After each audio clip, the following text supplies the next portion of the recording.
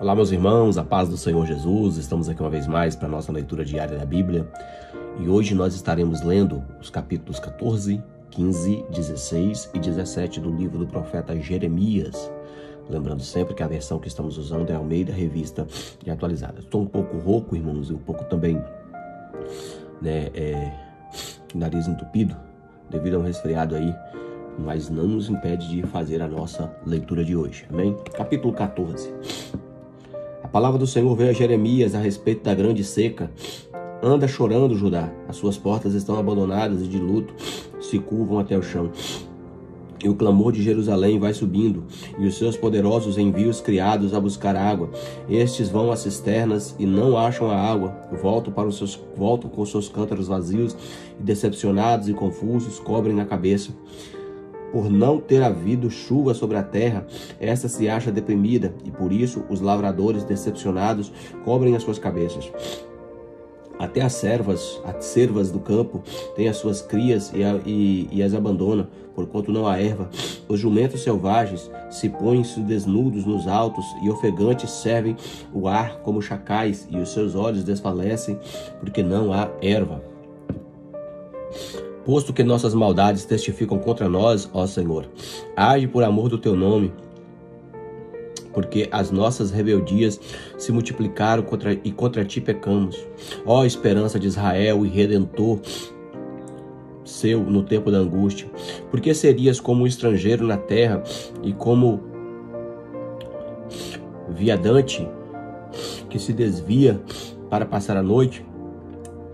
Porque serias como um homem surpreendido, como um valente que não pode salvar, mas tu, ó Senhor, está no nosso meio, e somos chamados por teu nome, e não nos desampares.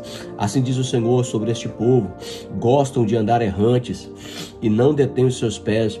Por isso o Senhor não se agrada deles, mas se lembrará da maldade deles e lhes punirá por causa do seu pecado. Diz-me mais ainda o Senhor: não rogues por este povo e pelo bem deles. Quando jejuarem, não ouvirei o seu clamor, e quando trouxerem holocaustos e ofertas e manjares, não me agradarei deles. Antes os consumirei pela espada e pela fome e pela peste. Essa é, se eu não me engano, a terceira vez que Deus fala para Jeremias, irmãos: não ore mais por esse povo. Meu Deus. Então disse eu: Senhor, Deus meu, Senhor meu Deus, eis que os profetas lhes dizem: não vereis espada, nem tereis fome, nem vos dei a verdadeira paz neste lugar. Disse-me o Senhor: os profetas profetizam mentiras em meu nome. Nunca os enviei, nem lhes dei ordem, nem lhes falei. Visão falsa, adivinhação, vaidade, engano do seu íntimo são os que eles profetizam. Porquanto assim diz o Senhor acerca dos profetas que estão profetizando em meu nome, sem que eu tenha mandado. Dizem que nem espada nem fome haverá nessa terra. A espada e a fome serão consumidos esses profetas. O povo a quem eles profetizam será lançado nas ruas de Jerusalém. Por causa da fome e da espada não haverá quem o sepulte, a ele e suas mulheres e seus filhos e suas filhas, porque derramarei sobre eles a sua maldade. Porquanto lhes dirás essa palavra: os meus olhos derramem lágrimas de noite e de dia, e não se cessem, porque a virgem, a filha do meu povo, está profundamente golpeada, de ferida muito dolorosa.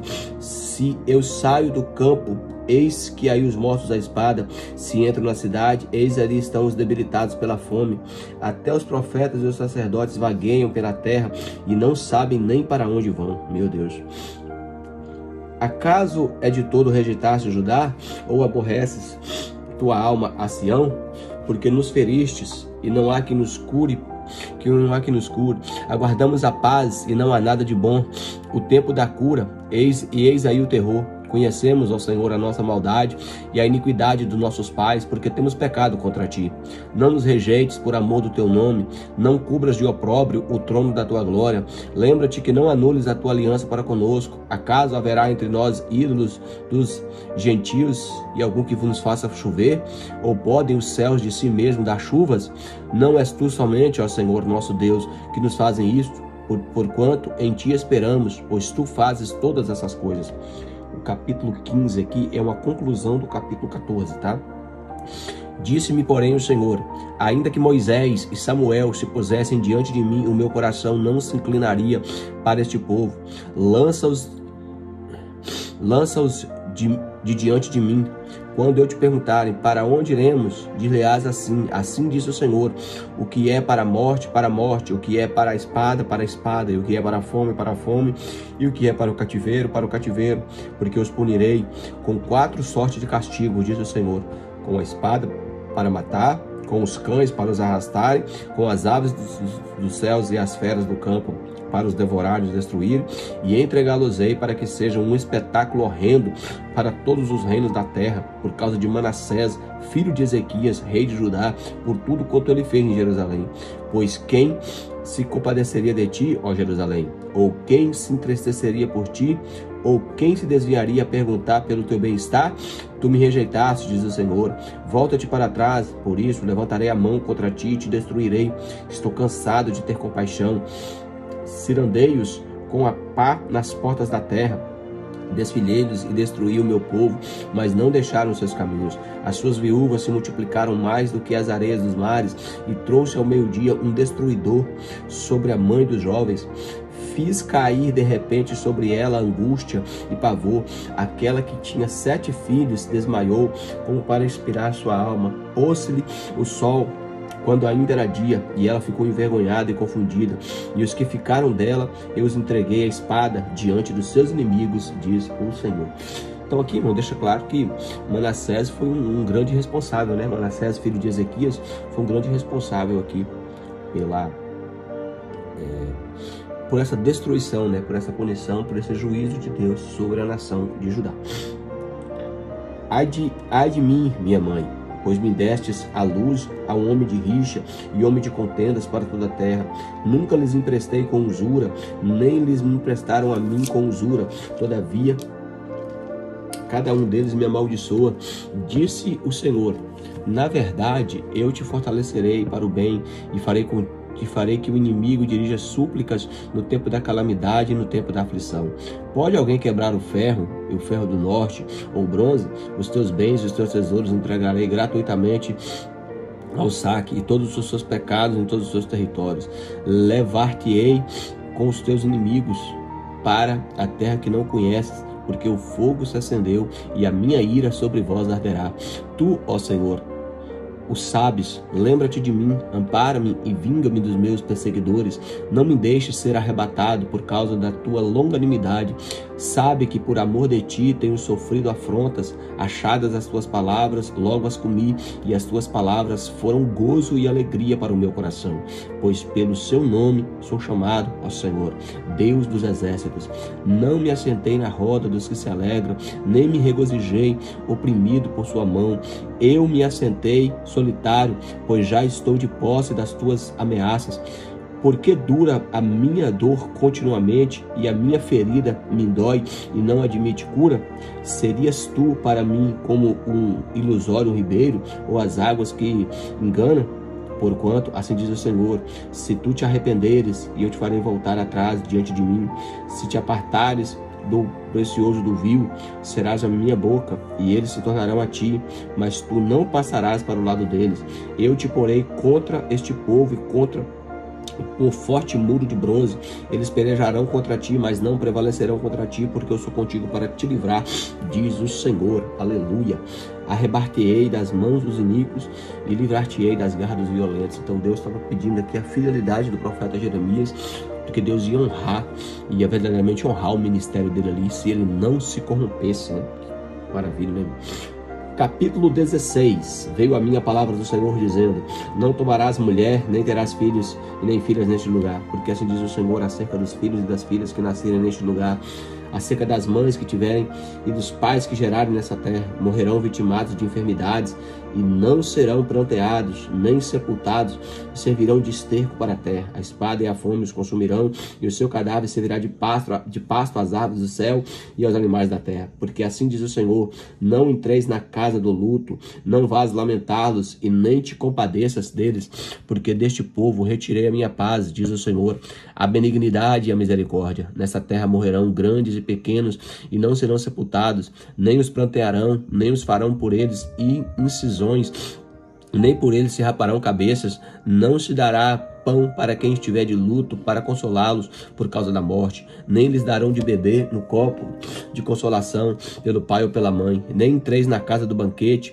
para assentares com eles a comer e a beber, porque assim diz o Senhor dos exércitos, o Deus de Israel: eis que farei cessar neste lugar perante vós todos os dias a voz de regozijo e a voz de alegria e o cântico do noivo e da noiva, quando anunciares a este povo todas essas palavras e a eles lhe disserem: por que nos ameaça o Senhor com todo este grande mal? Qual é a nossa iniquidade? Qual é o nosso pecado que cometemos contra o Senhor nosso Deus? Então lhes responderá: porque os vossos pais me deixaram, diz o Senhor, e se foram após outros deuses, e o serviram e o adoraram, mas a mim me deixaram e a minha lei não guardaram. Vós fizestes pior do que os vossos pais, pois eis que cada um de vós anda segundo a dureza do seu coração maligno, para não me dar ouvidos, porquanto lançar-vos-ei fora desta terra, para uma terra que não conhestes, nem vós e vossos pais, onde servireis a outros deuses de dia e de noite, porque não usarei de misericórdia para convosco. Porquanto, eis que vem dias, diz o Senhor, em que nunca mais se dirá: tão certo como vive o Senhor, que me fez subir os filhos de Israel da terra do Egito, mas tão certo como vive o Senhor, que fez subir os filhos de Israel do norte e de todas as terras, para onde os tinham lançado. Pois eis que farei voltar para a sua casa, que dei aos seus pais. Eis que mandarei muitos pescadores, diz o Senhor, os quais os pescarão depois, e enviei muitos caçadores, os quais os caçarão, e sobre todos os montes, e sobre todos os outeiros, e até as fendas das rochas, porque os meus olhos estão sobre todos os seus caminhos. Ninguém se esconde de mim, nem se esconde da sua iniquidade aos meus olhos. Primeiramente pagarei em dobro a sua iniquidade e o seu pecado, porque profanaram a minha terra com cadáveres dos seus ídolos detestáveis e encheram a minha herança com as suas abominações. Ó Senhor, força minha, fortaleza minha, refúgio meu no dia da angústia. A ti virão as nações desde os confins da terra e dirão: nossos pais herdaram só mentiras e coisas vãs, e não há proveito nelas, né? Acaso fará o homem para si deuses que de fato não são deuses? Portanto, eis que lhes farei conhecer, desta vez lhes farei conhecer a minha força, o meu poder, e saberão que o meu nome é Senhor. Então, aqui mais uma vez, irmão, deixa bem claro, entendeu? Qual foi o motivo do cativeiro de Judá, né? Foi porque eles abandonaram o Senhor e também a sua palavra, a sua lei. Mas nesse capítulo aqui, né, tem uma promessa de retorno do cativeiro. Capítulo 17. O pecado de Judá está escrito como um ponteiro de ferro, como um diamante pontiagudo, gravado na tábua do seu coração e nas pontas dos seus altares. Os seus filhos se lembram dos seus altares e dos seus postes ídolos junto às árvores frondosas sobre os altos outeiros. Ó monte do campo, dos teus bens e todos os tesouros darei por presa, como também os teus altos por causa do pecado. Todos os teus territórios, assim por ti mesmo te privarás da tua herança que te dei, e far-te-ei servir aos teus inimigos na terra que não conheceis, porque o fogo que acendeste na minha ira arderá para sempre. Assim diz o Senhor: maldito o homem que confia no homem, que faz da sua carne mortal o seu braço e aparta o seu coração do Senhor, porque assim será como arbusto solitário no deserto, e não verá quando vier o bem. Antes morará nos lugares secos e desertos, na terra salgada e inabitável. Bendito o homem que confia no Senhor e cuja esperança é o Senhor, porque ele será como árvore plantada junto às águas, que estende as suas raízes para o ribeiro e não receia quando vem o calor, mas a sua folha fica verde, e no ano da sequidão não lhes perturba, nem deixa de dar fruto. Enganoso é o coração do homem mais do que todas as coisas, e desesperadamente corrupto. Quem o conhecerá?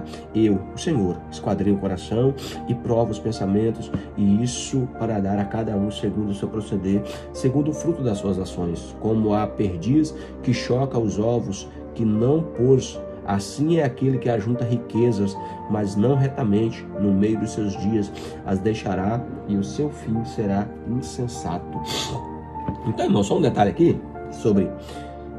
muitas pessoas falam que maldito o homem que confia no outro homem. O texto não diz isso. O texto diz: maldito o homem que confia no homem, ou seja, em si mesmo, que faz do seu braço a sua força e aparta o seu coração de Deus. Então é maldito o homem que confia. A Bíblia não diz para a gente não confiar em outras pessoas, irmãos. Por exemplo, se eu não confio no meu cônjuge, né, na esposa, no marido, no alguém de confiança, não é isso que a palavra está dizendo. A palavra está dizendo que maldito o homem que confia em si mesmo, que faz do seu braço a sua força. Amém? Só uma anota para os irmãos. Prosseguindo aqui o capítulo 17. Trono de glória enaltecido desde o princípio é o lugar do nosso santuário. Ó Senhor, esperança de Israel, todos aqueles que te deixam serão envergonhados. O nome dos que se apartam de ti será escrito no chão, porque abandonaram o Senhor, a fonte de águas vivas. Cura-me, Senhor, e serei curado. Salva-me e serei salvo, porque tu és o meu louvor. Eis que eles dizem: onde está a palavra do Senhor? Que se cumpra. Mas eu não me recusei a ser pastor, seguindo-te, nem tampouco desejei o dia da aflição, que tu sabes. O que saiu dos meus lábios está no teu conhecimento. Não me sejas motivo de terror, o meu refúgio tu és no dia do mal. Sejam envergonhados os que me perseguem, e não seja eu envergonhado. Assombre-lhes a eles, e não me assombre eu. Traze sobre eles o dia do mal e os destrói com dobrada destruição. Lembrando, irmãos, que essa oração aqui, nós já falamos nos Salmos, essa oração aqui não deve ser feita, tá? Oração por vingança, porque a vingança pertence ao Senhor. Lembrando que nós somos crentes da nova aliança, tá?